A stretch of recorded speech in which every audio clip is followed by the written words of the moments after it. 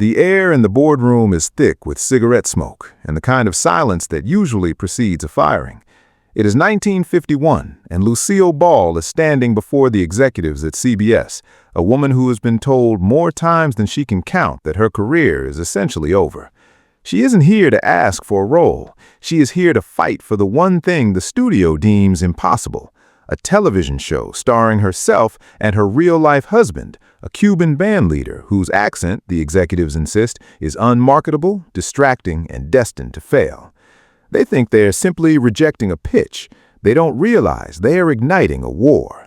This is the moment Lucille Ball pivots from a discarded B-movie actress into the most dangerous woman in Hollywood. Because in that boardroom, she makes a silent, terrifying promise to herself.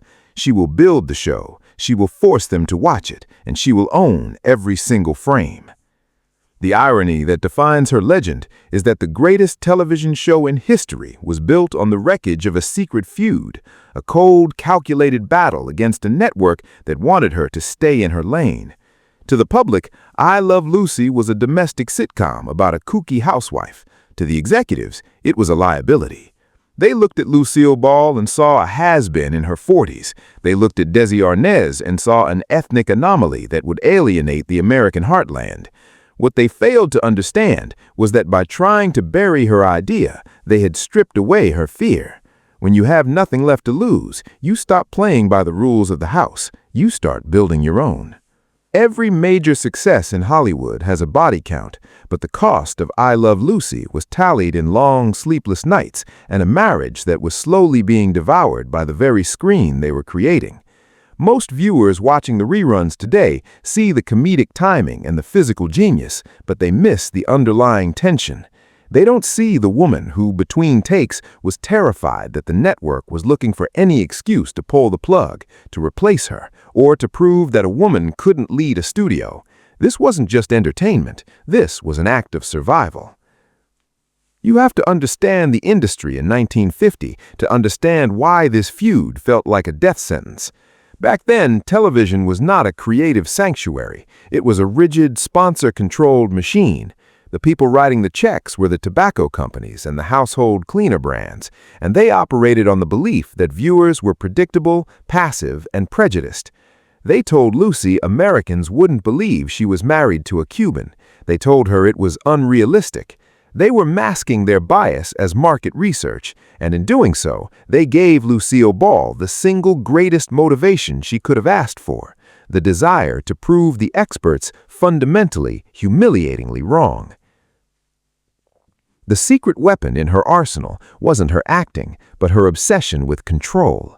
Lucy understood, perhaps more deeply than any star of her era, that if she didn't own the film, she didn't own her future. While the studio fought to keep production costs low and keep their fingers on the creative dial, Lucy and Desi leveraged their own money, taking a pay cut to fund the production themselves. It was a staggering risk. If the show failed, they didn't just lose a job, they lost their savings, their reputation, and their standing in the industry. She wasn't just performing for the camera, she was performing for her survival against a network that was betting on her bankruptcy. Look at the way she holds her body in those early episodes. There is a frantic energy there, a desperate, high-stakes intensity that isn't just character acting. It is the manifestation of a woman who knows she is constantly under observation.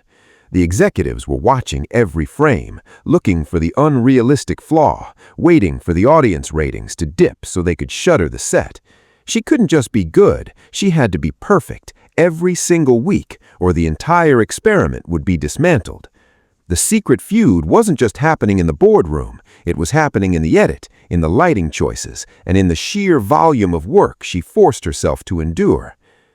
But the most damaging casualty of this war wasn't her career or the studio's pride, it was the intimacy between Lucy and Desi.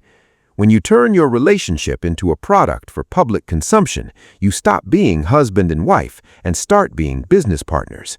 They were living their lives in front of a live audience, and every laugh they generated was a victory against the network, but it was also a wedge driven between them. Desi was the calm, charming buffer, and Lucy was the perfectionist who couldn't turn it off. The friction of the set didn't end when the cameras cut.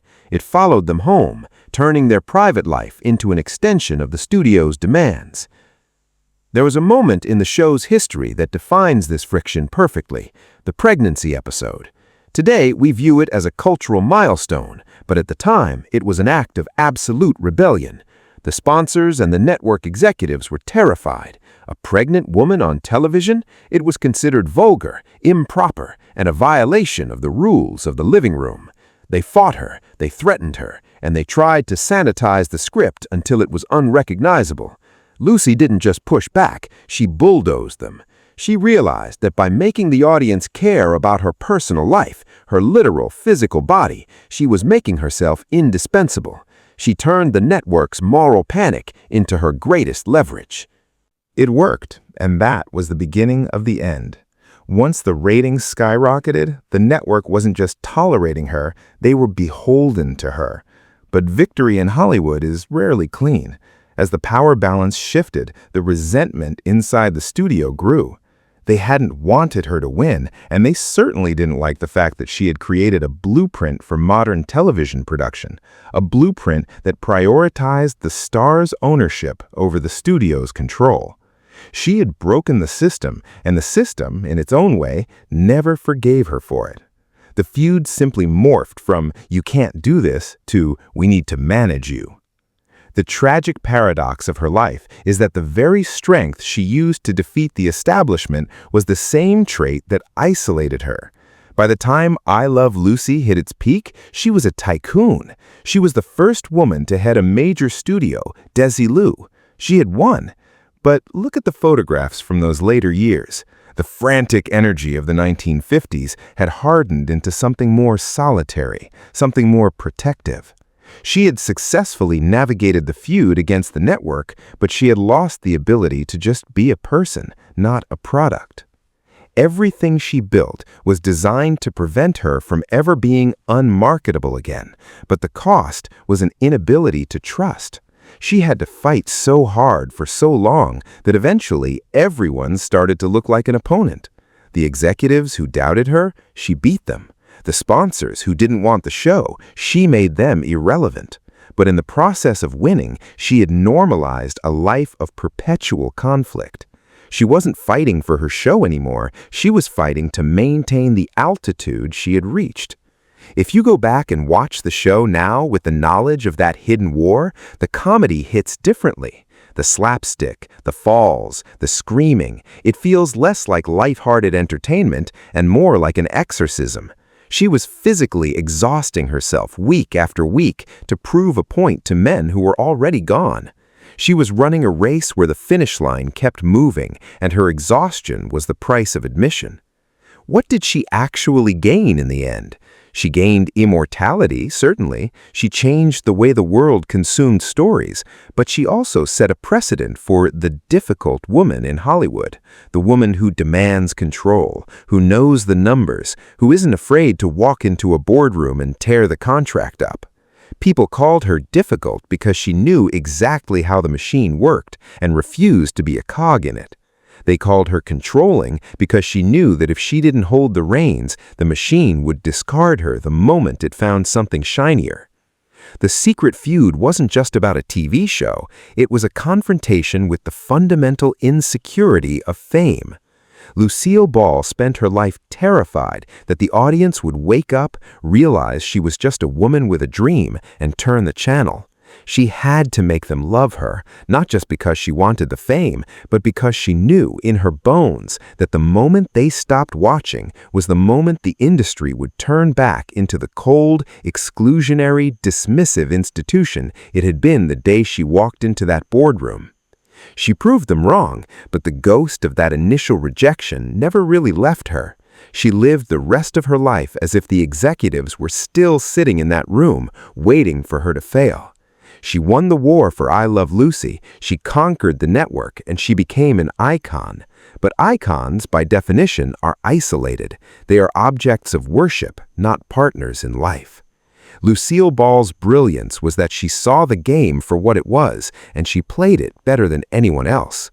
Her tragedy was that once she started playing, she could never find a way to stop. We remember the laughter, the red hair, and the "Lucy, I'm home." We don't often remember the woman behind the desk fighting to keep her seat. And maybe that is the final trick of the industry she fought so hard to master. It will always sell you the punchline while burying the cost of the joke.